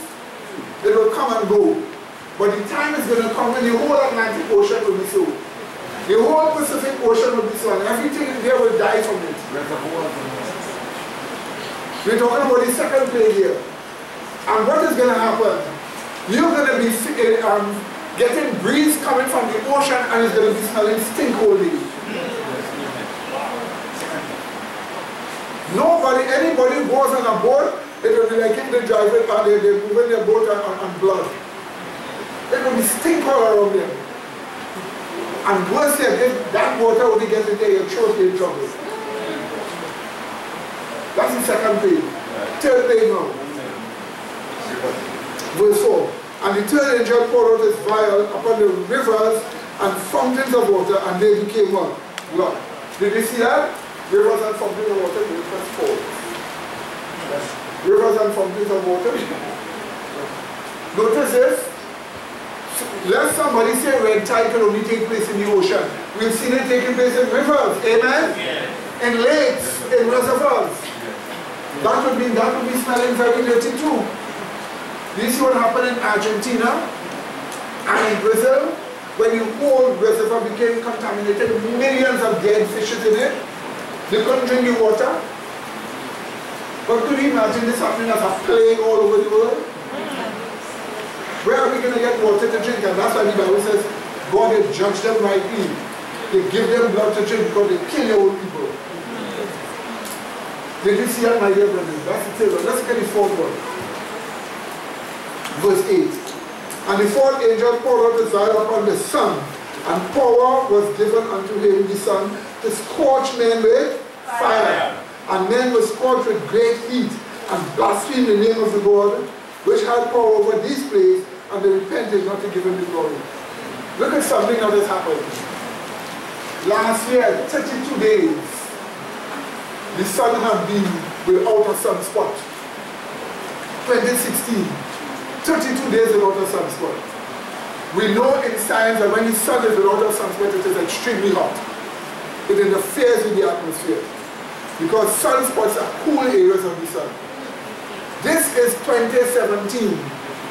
We're now in June, 46 days without sunspots. 46 days. So you see changes are taking place. You see what's going on. We know for sure, it clearly shows us that we're living closer to the end. And here is the sun going to be able to scorch people with, how much? 116 people died early this year from the heat of the sun in India and other places. Look at the big fire that took place in Cape Town, South Africa, that area there, that burned down so much houses. The hot sun caused it. The heat of the sun caused it. So the sun, we are seeing all these as signs of the wrath of God coming. Are you listening to me? Yes. Alright, 5th plague. Verse 10. And the 5th angel poured out his vial upon the seat of the beast, and his kingdom was full of darkness, and they gnawed their tongues for pain, and blasphemed the God of heaven because of their pains and their sores, and repented not of their deeds. So the 5th plague is a dense darkness that falls upon the earth, because the seat of the beast is the earth. Remember that? The Bible clearly tells us that the woman having dominion over the kings of the earth. So the seat of the beast is the earth where she rules. So there's that dense darkness upon the earth. By the way, from the time the dense darkness reaches, 15 days remain to the end of the world. That's what the Bible shows you. So the first 4 plagues takes place a year short of 15 days. So from the time the dense darkness falls, everything speeds up. It's a suffocating darkness that brings a sickness upon people. The dense darkness. Let's look at the 6th plague. Mass defection from religion. Let's look at it.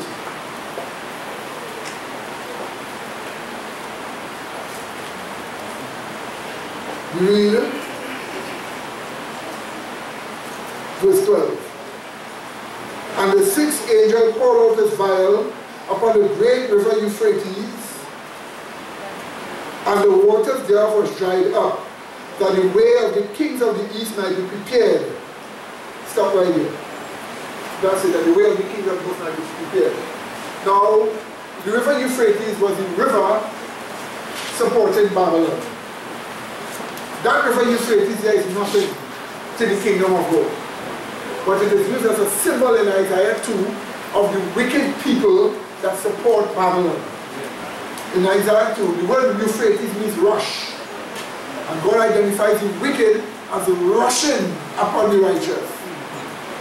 Is it not strange that the wicked will rush upon the righteous to kill them? Just as the time of the dense darkness was about to fall? So they identify the word Euphrates means rush.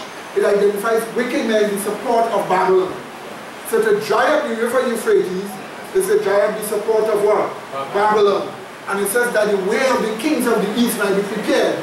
In the Bible, the kings of the east in Isaiah is identified as Christ coming to the earth. It is used as a symbol of Cyrus as the Messiah, a type of the Messiah, and his generals. So the kings of the east is Christ coming. So from the time mass defection started to take place in all those religions that are Babylonian, you know one thing for sure. Christ is just about to appear. Is that understood? Amen. And from the time that happened, all hell breaks loose. All hell breaks loose. There is thunder, lightning, global earthquake, great hail under the 7th plague which we read. And at the end of it, Christ is seen coming. Do you get that clear, my dear Mary? Amen. This is how the world will end. That's what your Bible tells you. But all these things clearly tells us that we are seeing foreshadows of it. Foreshadows of it. And we want to show you a video here with the foreshadows. Sometimes destruction happens. I just couldn't give you all plenty, because if I give you all plenty here, we're going to take the evening watching. So I'm just going to give you one aspect, one of the most terrible disasters that struck the earth. We're going to deal with 2004, with the tsunami that struck, the earthquake and tsunami that struck Indonesia, that killed 240,000 people as far as Kenya. And those waves of destruction rushed all over. And we're going to deal with the Japanese earthquake that caused a tsunami that killed 20,000 in one area alone. That's what we're going to look at, right? Okay? Yes, sister, before we look. The idea of travel, but clarify something, because I remember being told, I remember being told that not all planes will fall on the same place. So like for instance, in one place it may have the red tide, but in another place it won't have it. The first four planes are not universal, nor they are hail. In some places they fall. Some places they don't fall. In some places fire burn down, some places hail fall. You understand? So some places fire, some places hail. Alright, it will still have water in it, but the majority of water would have been blood red. Okay? So it's not all, but the real global one starts in dense darkness because it falls on the seat of the beast, which is the world.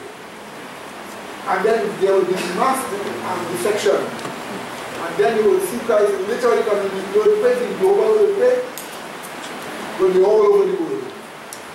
Not every place will have thunder and lightning and every step, every place. No. As I said, the first four places. But from the dense, it becomes, from the dense darkness, it becomes global. Alright? So, let us just now look at the next video as a sign of some of those things, right? You know, when you just connected here, what you're going to be looking at is a sign of the final destruction. Last week we watched at movie clips that shows us giant tsunamis all over the world, which will happen worse. And I have an improved video footage here. But let's look at the real thing that happened as a sign of what is to happen in the future.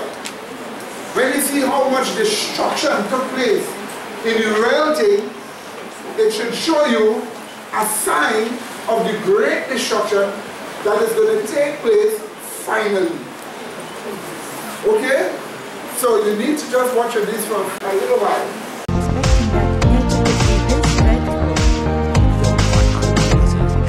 So this is Japan and Indonesia, you will see.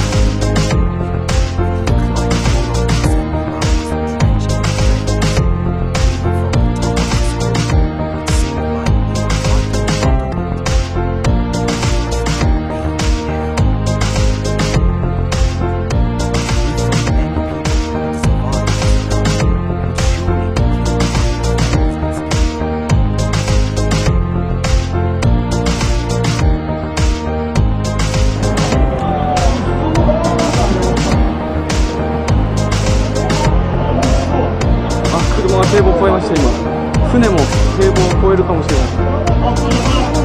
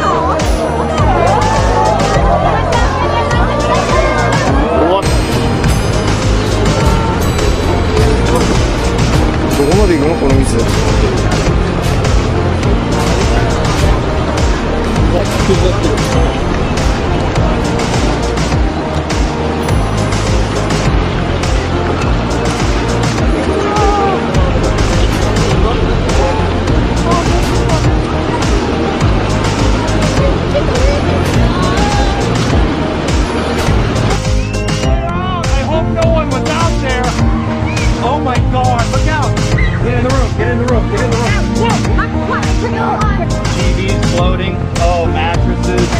Oh my God, this is a devastating. We're not going anywhere today. Shit. Oh,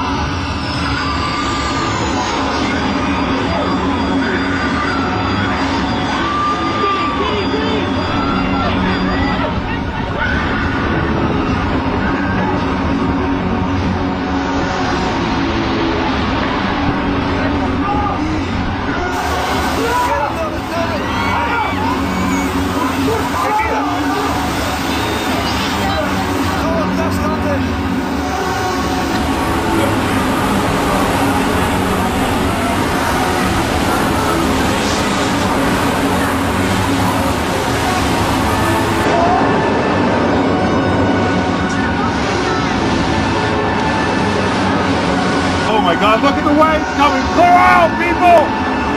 Clear out! I hope no one was out there. Oh my God, look out! Get in the room, get in the room, get in the room. Oh my God, this is a devastating. We're not going anywhere today.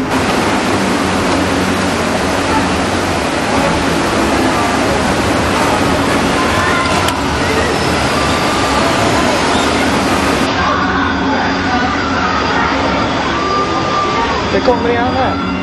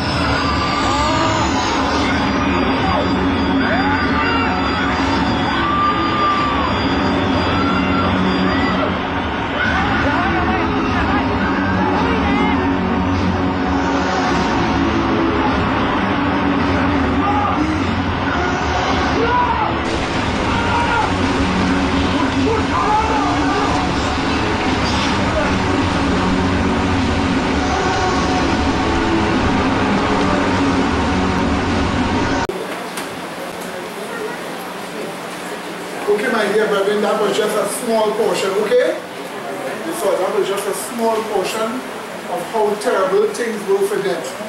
Alright? So they are much, much more for this, but just to give you an example of what you saw there is that these horrible things that happen are a sign of something worse that is coming. Amen, brethren? Something worse that is coming. And quickly here, what this chart here shows us is that the cataclysmic events that's going to end the world is going to take place under the 7th plague and the second coming of Jesus Christ. So under the 7th plague, we're going to have terrible things taking place, and it's going to show us that Jesus Christ ends this earth and makes this earth become without atmosphere and everything. Our time has passed. We have a lot of scriptures here we could have gone through, but right. So as you say here, right? You saw here, right? Cataclysmic events happen under the 7th plague and the second coming of Jesus. Now, what kind of cataclysmic events happen under the 7th plague and the second coming of Jesus? We will see that in a short while, right? But there are a whole set of scriptures here that we can read for you that show you what the Bible says about it. Now let's go on and read. Alright, so the Bible clearly tells us that destruction from the 7 plagues is because of the final great persecution that comes upon God's people. Because of the great persecution that comes upon God's people, the plagues fall upon the earth and destroy the earth. So we know a big persecution is coming for God's people. Persecution over the 7th day Sabbath. And because of that persecution that comes upon God's people, the 7 last plagues fall and the 7 last plagues destroy the earth. That's what the Bible shows you here. Right? Some of the events that happen, next chart, some of the events that happen under the 7th plague and the second coming of Jesus, and there are a lot of scriptures that shows us, number 1, a global earthquake. You know about that. Number 2, the Bible tells us about global violence. You know, brother against brother, the wicked destroying each other, fighting and killing one another. You'll have global tsunamis, where the Bible says the waves thereof roar and the waters roar and so on, you know, washing and destroying civilization. You also have the earth losing its atmosphere. This happens under the 7th plague. You also have global firestorm as Christ is seen coming. The wicked are being burnt by the brightness of his coming. The Bible also tells us there will be a global hurricane. The hurricane will be blowing all over the earth. Right? All those are scriptures that shows us these things are going to happen. Perhaps I could give you one example of the global hurricane, since some people will have a tendency of doubting. I know you will expect the others, but a global hurricane, let's just look at a couple of examples of the global hurricane here in Jeremiah 25. 29 to 37. Jeremiah 25.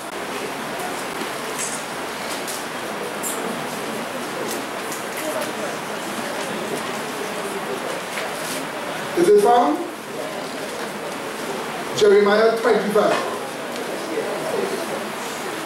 And we will look 29 to 37, quoting.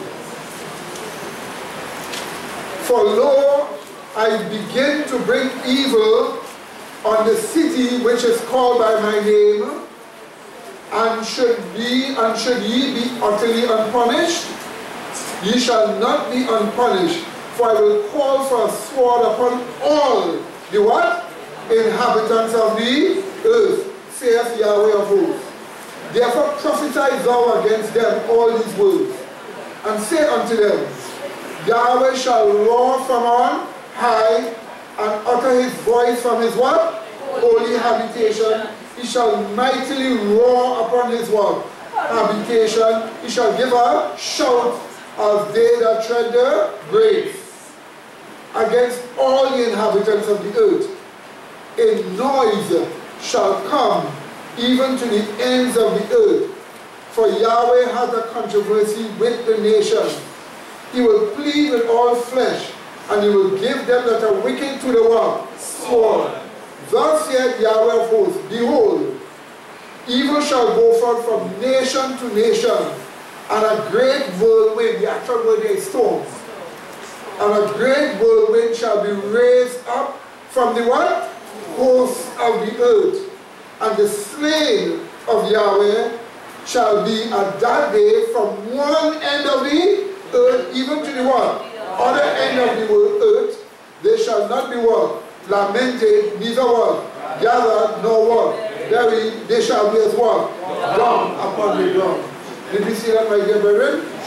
Did you see that? This is just one example here, right? Let's just read on a little more.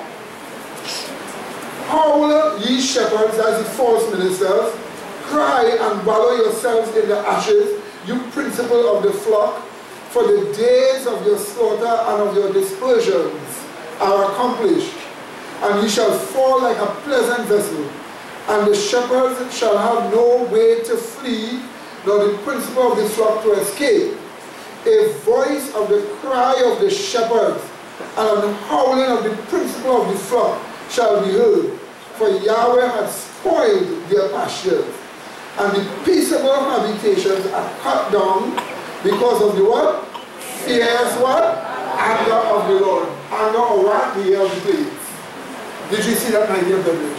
So we see clearly a global earthquake all over the earth. It's the wrath of God upon the face of the earth that brings this destruction. Let me just give you one more of that same word, that global hurricane. If you look at Jeremiah 30, quickly turn to chapter 30 while you're at it. 23 to 24.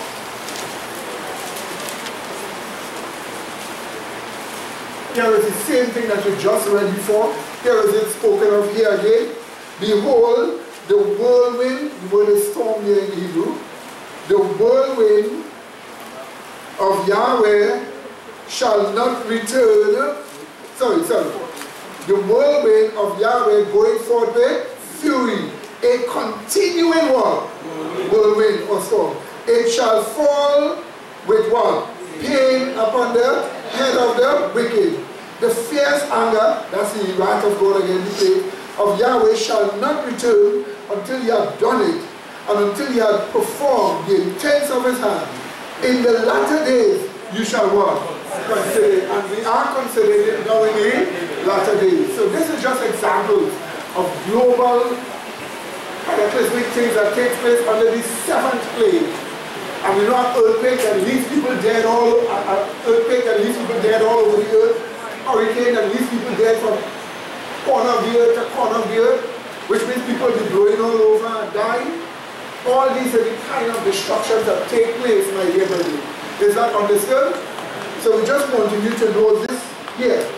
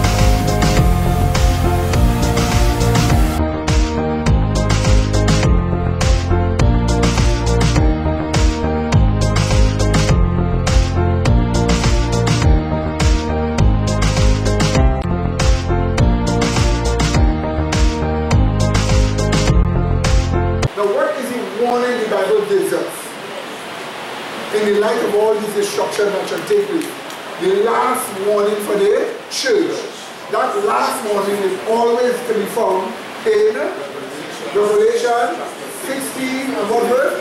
Verse 15. Let's read it.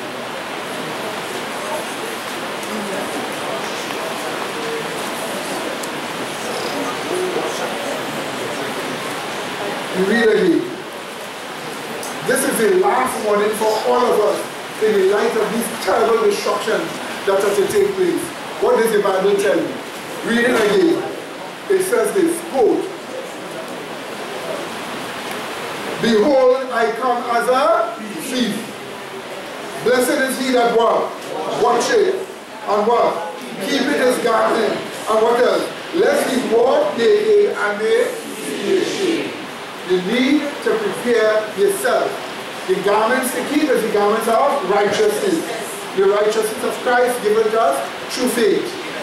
And this is the reason why, my dear brethren, we beg of you to accept Jesus Christ as your Savior, to be serious, to really mean it with your heart, to really truly mean it, because the end is coming.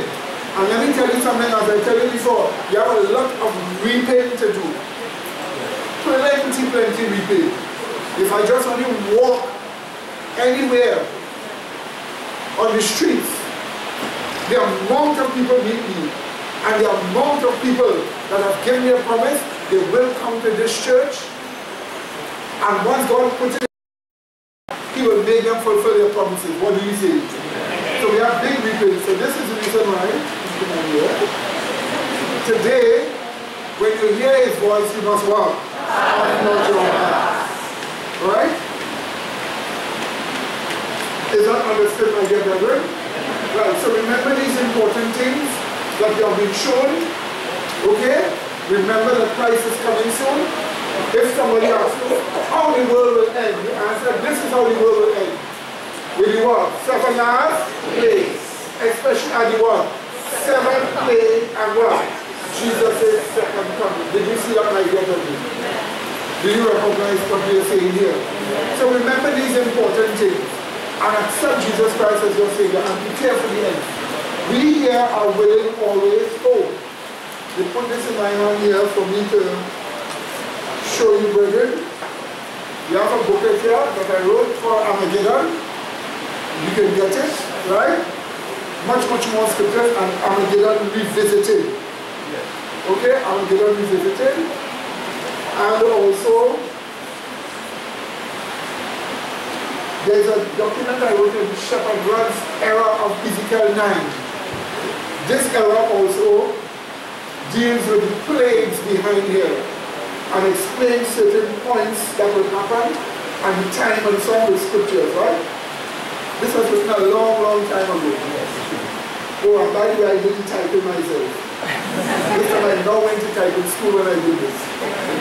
Okay, so you all make sure you get these copies. Okay, my dear brethren? Okay? Alright, so let us just start. Let us have our closing prayer. Gracious loving Father, be with us. Give us your Holy Spirit. Give us the truths of the plan of salvation. Help us to repent of our sins. Help us to accept Jesus Christ as our Savior. And help us to abide in the truths of the plan of salvation. Have mercy upon us, Father. And bless us as we enter us here. All these truths we ask of you. And thank you through Jesus Christ our Savior. As we guard the edges of the Sabbath right now. Amen.